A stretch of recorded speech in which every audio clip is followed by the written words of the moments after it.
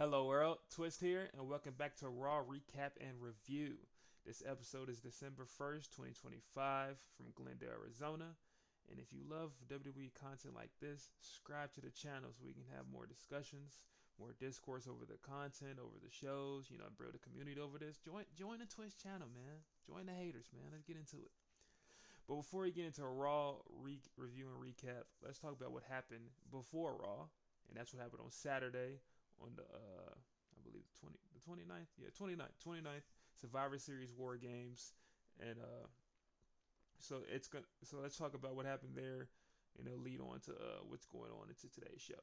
So the first thing that happened was the women's War Games, and it was won by the baby faces.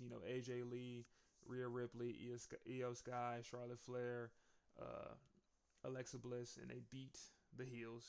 Becky Lynch, the Kabuki Warriors, Lash Legend, Nia Jax, by AJ Lee tapping out Becky Lynch.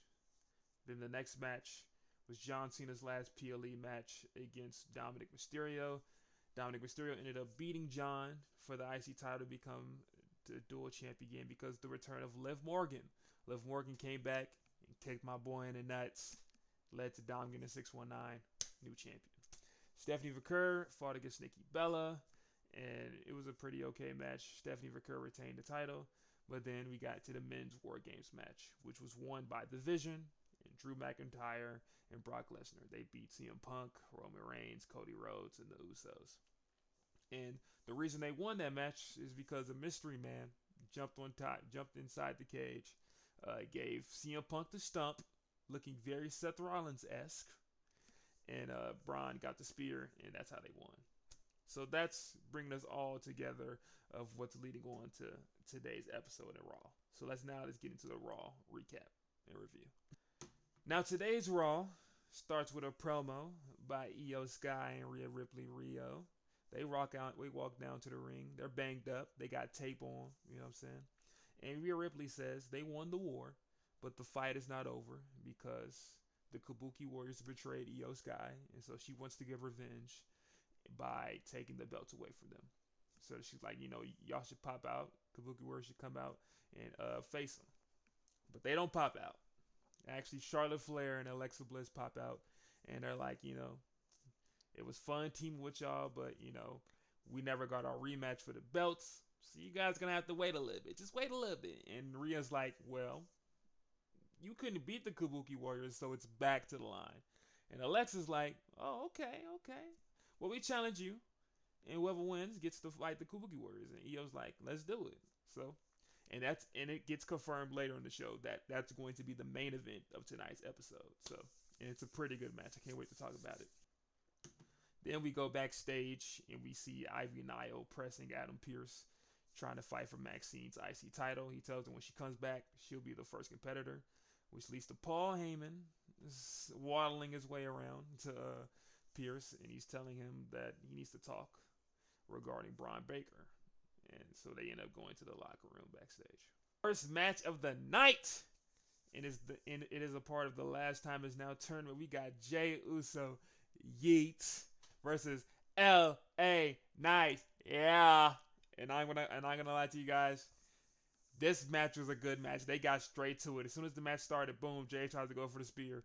LA Knight tries to go for blunt force trauma. They get real close. They do this spot right there, and they're going back and forth, and it leads into a punch exchange. LA Knight gets his jabs in. He gets his jabs in with the yeah, and that leads to Jey getting the.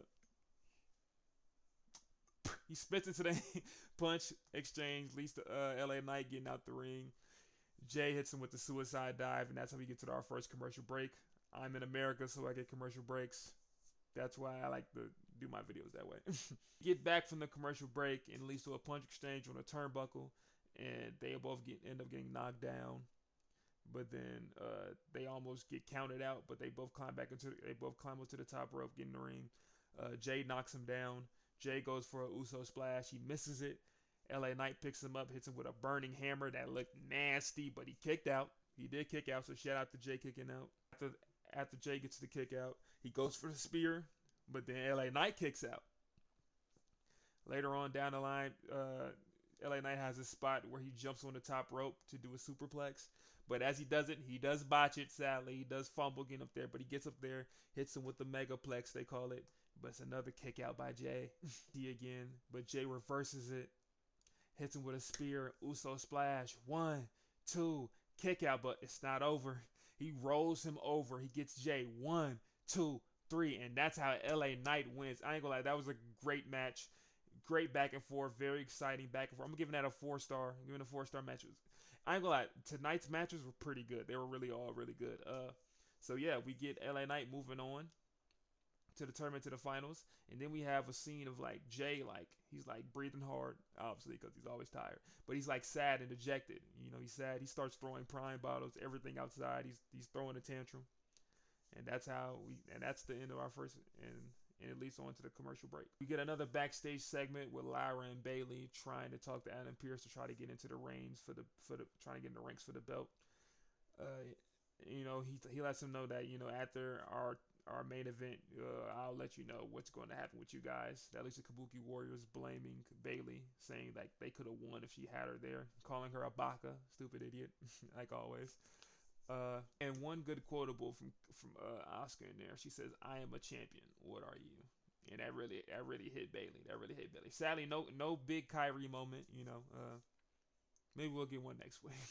We have the IC title type celebration with the Judgment Day. We get Big Dom, Dirty Dom, Dominic Mysterio, Finn Balor, JD McDonough, Roxanne Perez, Raquel Rodriguez. They pop out to the ring, and but there's no Liv yet.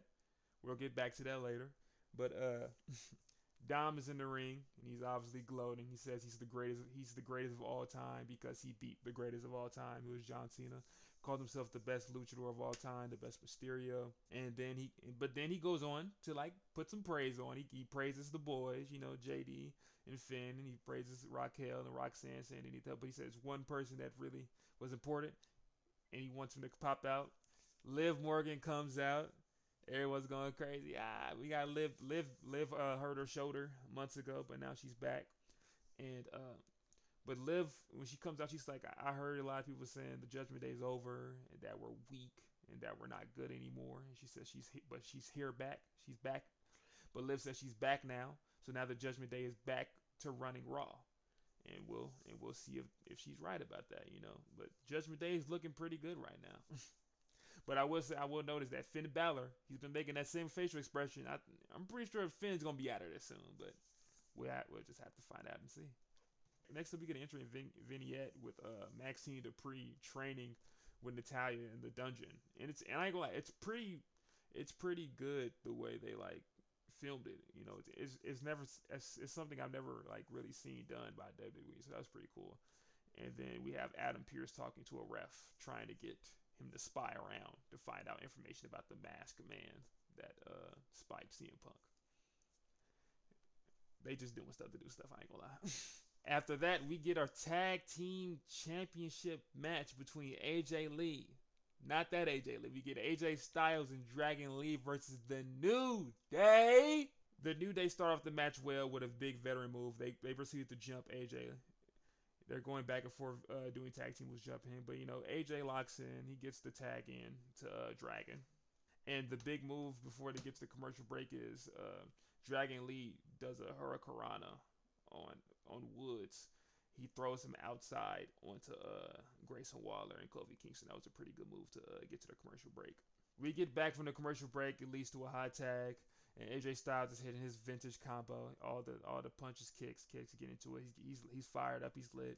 But then to slow down AJ, the New Day do this cool wheelbarrow type position on AJ Lee, and they do a drop kick on him. It was pretty nasty. I ain't gonna lie, it was pretty nice. After that move, AJ Styles gets Kofi Kingston into a calf crusher, but Xavier Woods walks in. He ends it. Xavier Woods got a lot of momentum in that match. After that, he's beating up Dragon Lee. He puts Dragon Lee on the ropes, right? And he tags in Kofi, but you think he's gonna go to attack Dragon Lee on the ropes, but not on the turnbuckle. But nah, he does a suicide dive onto AJ Styles, and Kofi does the drop kick on Dragon Lee on the turnbuckle. I ain't gonna lie, this match was perfect. They were really cohesive. The back and forth was really entertaining. After the commercial break, we get back into Kofi Kingston and Dragon Lee fighting. We get into the ending segment where Kofi tries to hit the Trouble in Paradise, but nope. Dragon Lee reverses it, hit him with the elbow, tags in AJ Styles, and AJ Styles is one. AJ Styles and Dragon Lee's combo is one of the coldest combos ever. AJ Styles gets Kofi Kingston, lifts him up like a suplex, lands him on the ropes. Kofi's down. Dragon Lee does a jump stomp to Kofi Kingston's body. He ricochets off the ropes into a Styles clash. 1, 2, 3. Very entertaining match. That's a 4.5 match. Low key, it might be the best match of the night, but I don't know. We're gonna have to get into it. But that match was very entertaining, very fast paced, and it's good to see fighting champions, man. Everyone did their job in this match. I have nothing negative to say about it. And then to end it off, for part one of this video, we ended up with Stephanie Vaquer being interviewed about what she did at Survivor Series. She goes, she took down that threat. She let the world know that, hey, if you betray her, you stab her in the back, she's gonna get you, and that she's ready for her next opponent. And we get a little inkling of who the next opponent could be, with Liv Morgan walking up and telling her, just saying hi, just letting you know I'm here. So Liv Morgan, Stephanie Vaquer, that's gonna be a banger match if it happens. It's gonna be a banger match, so I can't wait to get to it. Now that's going to be the end of part one of this Raw recap and review. The part twos of these videos always come out the same day. They come out a little hours later, but they will be out. So make sure to still watch that to get the full review. I'm Twist. If you enjoyed this video, enjoyed this content, like the video, share it with somebody, another wrestling fan, or you can put somebody on new to learn about what you like to watch. And subscribe to the channel so you can get more, man. Watch part two.